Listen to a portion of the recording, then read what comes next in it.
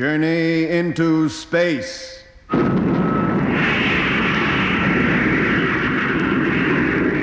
BBC presents Jet Morgan in Operation Luna.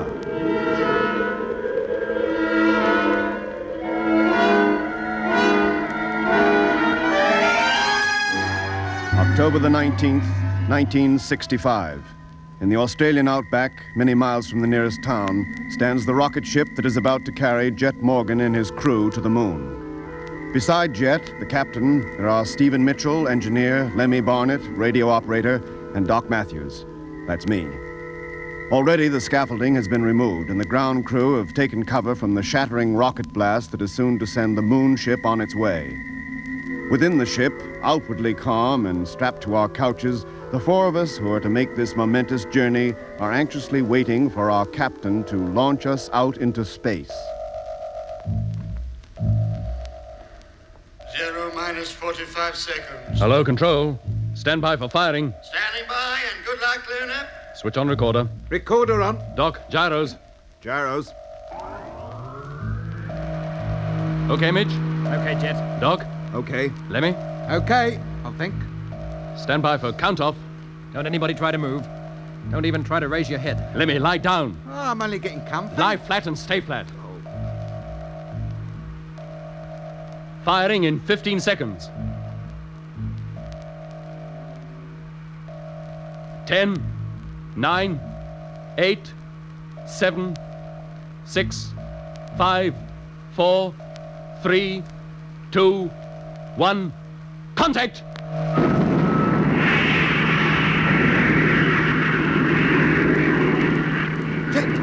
Jet, what's wrong? She's shaking like a leaf. Quiet, Lemmy. Save your breath. She shaking herself to pieces. Height 6.8 miles.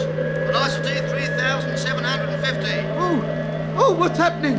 Jet, I can't move. 0 plus 20. Height 12.1 miles. Velocity 4,350. I can't stand it. Hang on, Lemmy. It won't last long. Oh, why did I ever come? 0 plus 30. Height 27.2. Velocity 6,550. Maximum speed will be reached in 50 seconds. Oh, The booster's paid out. Stand by to jettison booster. Signal imminent. I wouldn't go through that again for all the rice in China. You'll be going through it again in just a few moments. Just as soon as we've jettisoned the booster and cut in the second motor. Oh, no. I'll be pushed right through this couch and out the other side. You all set, Mitch? Yes, Jet. Doc? Ready? Okay, Doc. Booster. Jettison switch. Stand by. Jettison switch. Contact. Now.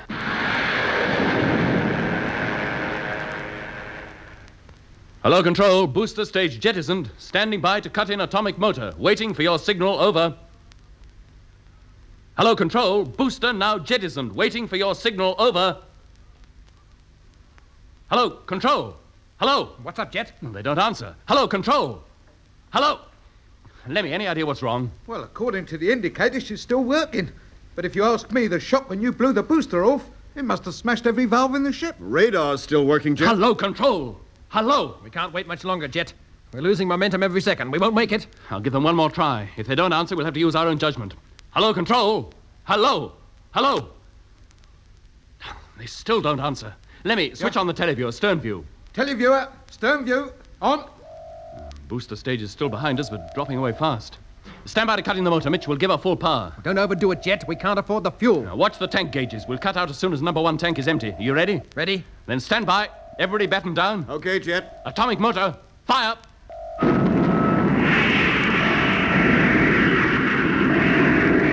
Lie flat. This is going to be unpleasant. Very unpleasant.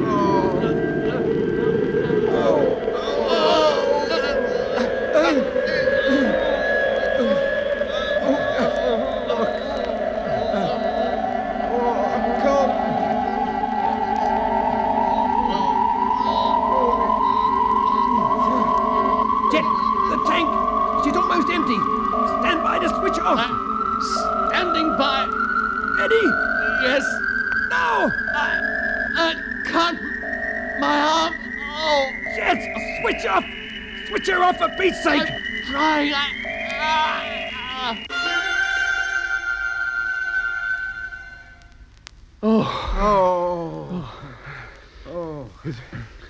Is it over? Yes, Doc. For the time being, anyway.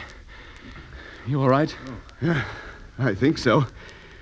Oh, boy, we must have hit 15 Gs at least. Mitch? Okay, I think. What's up, Mitch?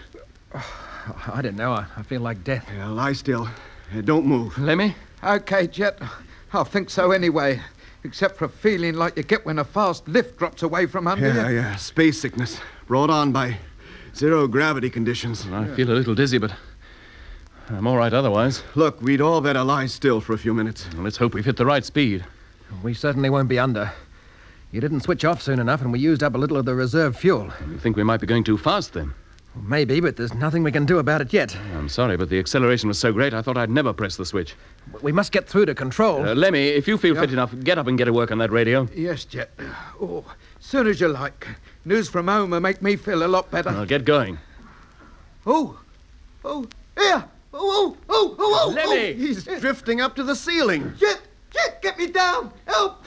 Don't panic, Lemmy. Serves you right for getting off your bed without your boots on. Surely you know better than that. Well, all I did was bend down to pick them up, and I shot straight up here. You should have held onto your couch when you reached out for them. Well, can't you throw them up to me? Pull yourself down by the rail, Lemmy. That will get you within easy reach of your bunk. Oh, just to move makes me feel worse. I feel just like a feather. Well, you certainly don't weigh anymore. None of us do.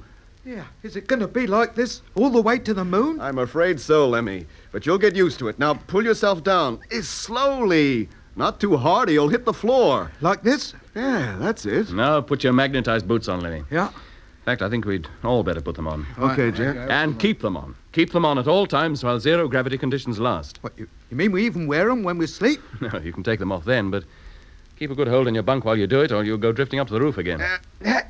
Well, that's mine fixed. Now we'll see how it feels. Yeah. Well, there's no trouble standing. What's it like to walk, Doc? Okay. Feel a bit lightheaded, like my feet are anchored and my head's adrift. Try walking up the wall. Aye? Yes, go on, Doc. Should be easy. Hey, how's that? Here, if you could do that down on Earth, you'd earn a fortune in a circus. Well, come on, try it. Come on, Lemmy. We'll have a walk on the wall. Here, we do better than that. We walk on the ceiling. Well, welcome to the land of upside down. It don't feel very different from being the right way up. It might be the ship's cabin that's upside down, not us. Oh, don't hang up there like that. I feel bad enough as it is. Hey, what about that radio? Yes, come on, Lemmy. Cut out the fun and games. Try and get that radio working. No, that was just what I was about to do till you asked me to come for a walk across the ceiling. Well, I should have had better sense. Yes, Jet. How are you feeling, Mitch? Not so good. The radar's still working. Well, that's something. At least we'll be able to calculate our height above Earth. Yes, but we can't depend on the radar. Not for the whole trip. Well, we can depend on it for a few hours yet. Well, for height, yes, but what about course? Well, if necessary, we'd have to take fixes on the sun and planets, but, well, let's hope it doesn't come to that. It'll take some figuring. Maybe I better start getting those fixes. No. You take it easy. Got anything for him, Doc? Sure, Jet. The anti-sickness pills. But he may have trouble in swallowing them. No, don't you worry, Mitch. Lemmy will get that radio going. You can bet on it. I hope so.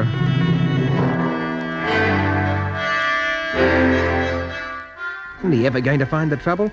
20 hours he's been at it and not a peep out of the darn radio. Oh, take it easy, Mitch. He's doing his best. He's been working all this time with no sleep. He can't do more than that. We should never have brought him. He's psychologically unsuitable. That's a matter of opinion, but now he's here, the least we can do is let him get on with it. But why does he have to take so darn long? Doesn't he know every second is carrying us further and further away from the Earth, possibly to our deaths? Oh, it's not that bad, Mitch. We can figure our approximate speed and position if it comes to it. We'll give Lemmy a couple of hours more. Yeah, what if he still hasn't got through to control? Well, we'll wait a couple of days until our velocity has dropped to minimum and then turn the ship over and go back. Go back? Go back? This ship's not turning back. It set out to land on the moon and it's going to do it. But to attempt to land without accurate details of our position and velocity would be suicide. We're not turning back. But if our speed is too high, we'll use up too much fuel during landing. We'll be on the moon, all right, but how do we get off again? We've got to take a chance. Oh, no, not that kind of chance. I'm not taking any unnecessary risks with the lives of this crew. If the radio isn't working within 48 hours, we're turning back. We're not turning back. Am I the captain of the ship or are you? Sure you are, as long as you carry out the job I hired you for. But remember, this ship is mine. I designed her. I built her, and she's going to the moon. Neither you, nor Lemmy, nor anybody else is going to stop her. One more word out of you, Mitch, and I'll put you under arrest. Oh, that's funny, that is. Where do you think you are, at sea? What are you going to do, put me in irons? Not quite. I'll have you tied to your bunk, and there you'll stay till we get back home. Go on, try it. Try it. Just try and lay a hand on me. All right, Mitch, Jet, break it up. Come on, you're carrying on like a couple of school You stay kids. out of this, Doc. If I want your advice, I'll ask for it. Now, look, Jet... It seems we have a case of mutiny on our hands. Mutiny? Well, what else is it? While I'm captain of this ship, you'll do as I say. Now, wait a minute, Jet. I didn't... All right, we'll forget it. But if I decide to go back, we go back. Is that clear? Now, get over to the telescope and start taking those bearings. Maybe having something to do will make you feel better. It'll take hours. What difference does it make? We've got ours. Before we reach any critical position. Oh, all right. I'll do it. Doc, you give me a hand, will you? Sure, Jet. What at? Getting a rough idea of our distance from Earth with the help of the radar. Okay. It won't be all that accurate, but it'll be better than nothing.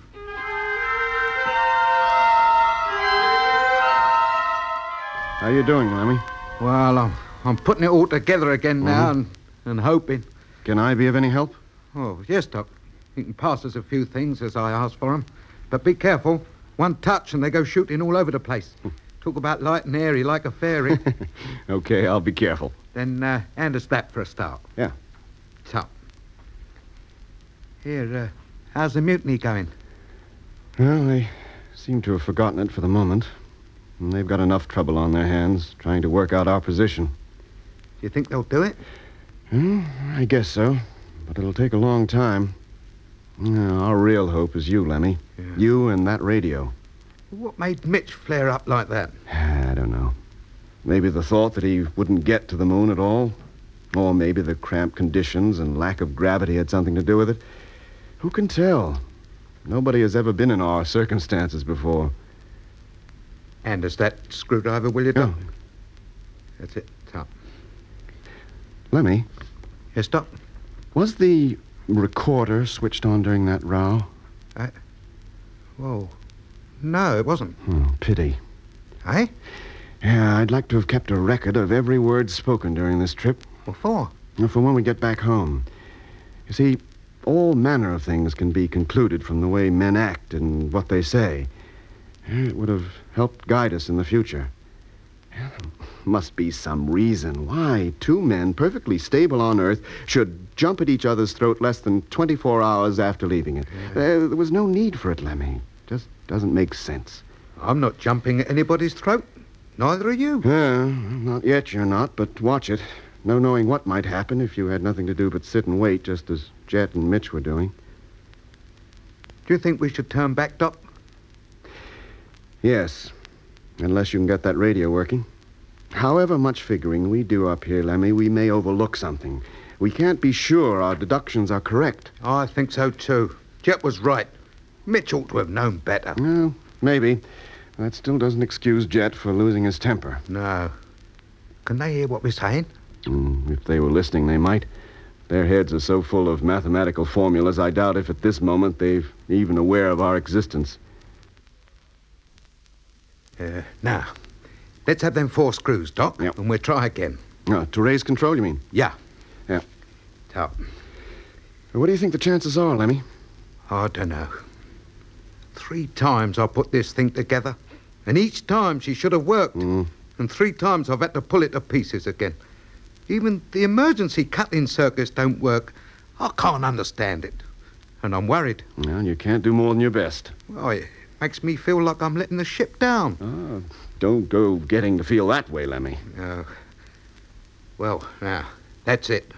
For the 4th time. Now, let's see if we get any current through her. Yes, it's there. Yes, we've made it. No, wait. Don't let's get too excited. We're not through to home yet. Well, then give them a call, for goodness sake. Try to raise them, Lemmy. Hello, Control. Rocket ship Luna calling Control. If you love me and can hear me, let's hear from you. Over. Well. Not a peep. They should be receiving us. There's bags of aerial current, oodles of it. They could hear us on Mars with this equipment. Hey, listen. What's that? I don't know.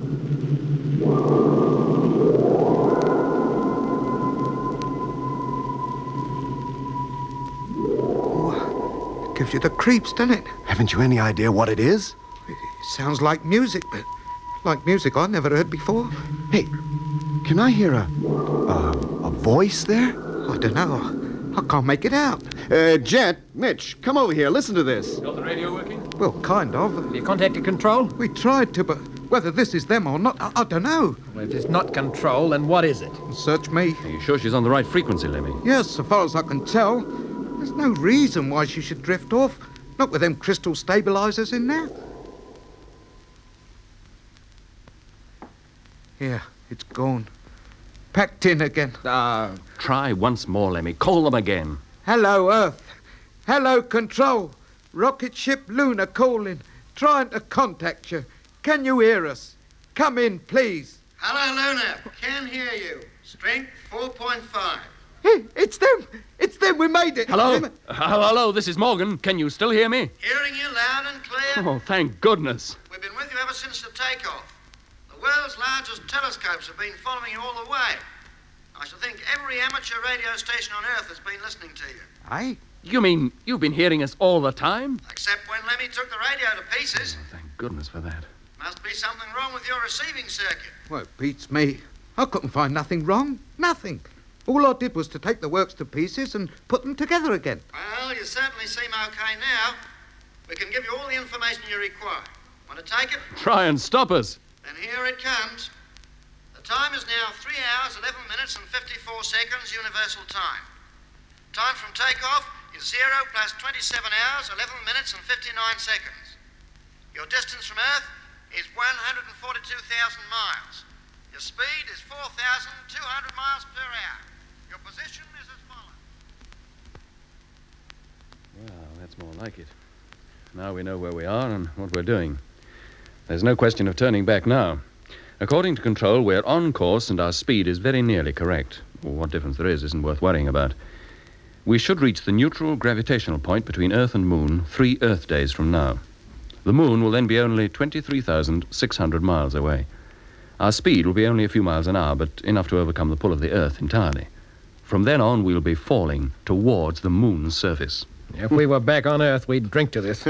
Cold tea is all we have. And how about a cigarette, Doc? Do you think the oxygen supply could stand it?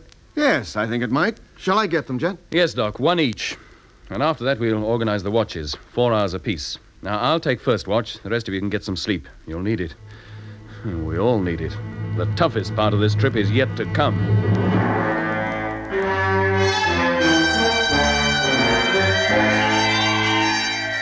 Hey, Doc, Yeah, Lemmy? push us up a banana, will you? Lemmy, must you always eat your meals upside down on the ceiling? What difference does it make? Food goes down, or should I say up just the same? Well, it looks undignified. It's a great idea to part this. Think of the room it saves. You're not at a party. Anything more to eat, Lemmy? No, thanks, Doc. Okay, then push your empties down. I'll stow 'em away. Here, how about a little after-dinner music? Oh, no, Lemmy, not that. Well, we've got to do something to pass the time. Why did I ever suggest that each member of the crew should be allowed to bring one small personal object with him? Well, I'm glad you did, Jet. Aren't you? Well, yes, but mouth organs should have been banned. Why couldn't he have brought a book or something? Every man to his taste. What was that? A meteor hit the ship. Emergency stations. Blimey, emergency! An animal upside down on the ceiling! Let me get the spacesuits. Don't panic, Jet. I'm on the way. Air pressure constant. We don't seem to be losing any. The meteor bumper must have worked. Well, that we'll find out. Meanwhile, get your spacesuits on, just in case. Here you are. Red for Doc. Yep. Blue for Jet. Yellow for Mitch. And, oh, I would be green. Now, get into them. Don't fix your helmets yet, but carry them with you all the time. Air pressure's still constant. I don't think the cabin could have been damaged. Oh, that's a relief. And what about the fuel tanks and the motor? I'll be checking up in just a minute. Right, that's me, Set. Get to the radio, Lemmy. Report this to control immediately. Yeah? Now, everybody else, check your indicator readings. See what damage there is. And somebody turn off that buzzer, will you? Well, Doc? Yeah, air supply okay, oxygen supply okay. Fuel tanks and motor seem to be intact. No damage there as far as I can see. Hello, Control. Luna calling. Hello, Luna. A meteor just hit us. Emergency procedure Certainly now hit in us effect. somewhere. Yeah, but Stand we by seem for to be further all right, messages. Jet. Look, Doc, Standing we've just by. been hit by a meteor. It must have done something to us. But what? Well, how should I know? Somebody will have to go out there and look. What? What, out there? Outside the ship? Into nothing? I'll go. No, Mitch. This is my job. Besides, you're more important to the crew than me. I'll go. What, you mean there's a chance that... It'll be the first time any man has ever been out there, in space, and I designed the suit he'll wear. Well, you tested it, didn't you? As far as was possible on Earth, yes. But this is different. This is the real thing. Look, let's not start another argument. We'll draw for it. Well, fair enough. All agreed? Agreed. All right. Lemmy, get one of the navigational tables. Open it up, place it face down on the control table with your eyes shut. Right. Okay, here goes. We'll guess the page number. Whoever gets nearest goes outside, okay? Mitch? 136. Doc? 127. Lemmy? 149. And I'll take 155. What is it, Lemmy? 153. Then it's me. Stand by to open the airlock. Airlock. Contact.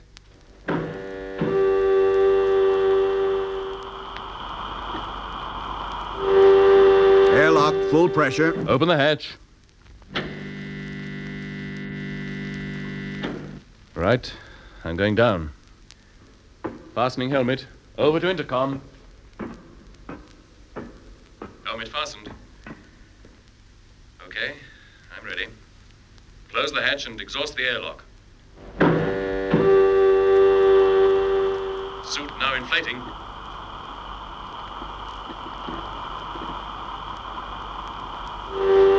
Air pressure, 0. And open the main door, Doc. I'm going out.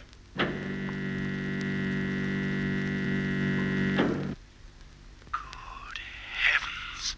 What is it, Jet? It's more beautiful than I ever dreamed. What, the door? No, the stars. Millions of them. Literally millions. Now, leaving door and walking upside of ship. I'll make a complete circuit. How's the suit, Jet? Okay? Fine. More comfortable than I'd hoped. How are the boots? Perfect. And now hitching the safety lines.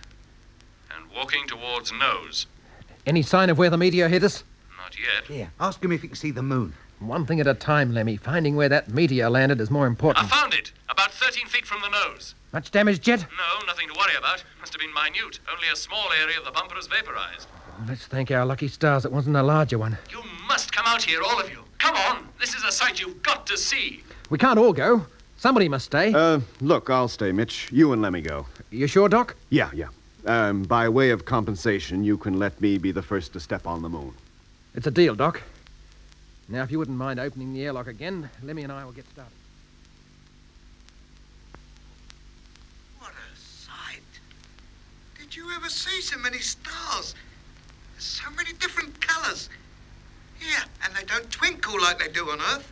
There's no atmosphere to make them twinkle. So small they look and bright. Jet, how fast are we going? About 2,000 miles an hour. But we don't seem to be moving. Look at the moon, Lemmy. Even from here, you can begin to see the mountains and craters on her. How far off is she now? About 100,000 miles. Oh, no distance at all. Company bus ride. Here, Jet. We must be off course. Of course. How do you mean? Well, the moon's not in front of us. It's to one side. She'll be there when we are. She's moving towards our rendezvous all the time.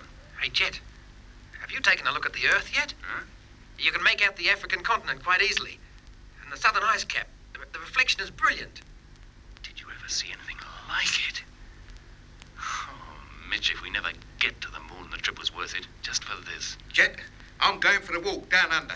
See how things look from there. Now, be sure your safety line is secure. We don't want you drifting off. Don't worry, Jet boy.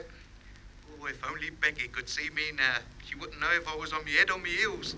No more than I do. Oh, here, what's that? It's the funny music again. Hello, Jet, Jet, can you hear me? Jet! Hello, Lemmy. Lemmy, what's wrong? Jet, that music, did you hear it? Music? What music? Oh, you must have heard it. It was like it was right inside me. Lemmy, pull yourself together. I heard no music. All I heard was you screaming. But I was calling you before that. Didn't you hear me? No. Did you, Mitch? No, Jet. Jet, look, let's get back into the ship. I heard it, I'll tell you. I heard it. Calm down, Lemmy. Stay where you are. Now, don't attempt to re-enter the ship until I'm alongside you. I heard it, I'll tell you. The same kind of music we heard when I got the radio working. Only this time it was much louder, like it was right inside me helmet. Oh, it was uncanny. It scared the living daylights out of me. It scares me now just to think of it. Lemmy, if there had been any music, it must have been coming through your radio, and we'd have heard it too. But there was, I'll tell you. I was calling you when it first came on, but you didn't hear me till it stopped. Lemmy, lie on your bunk. Get some sleep. I don't need sleep. Yeah, you don't believe me, do you? None of you believe me. We do believe you, Lemmy. Now come and lie down. You believe me, don't you, Doc? You heard that music coming over the radio, didn't you? I wasn't out there, Lemmy. I was here in the ship. What's happening to him, Mitch? What do you think's happening to him? I told you. He's unstable. A psychological misfit.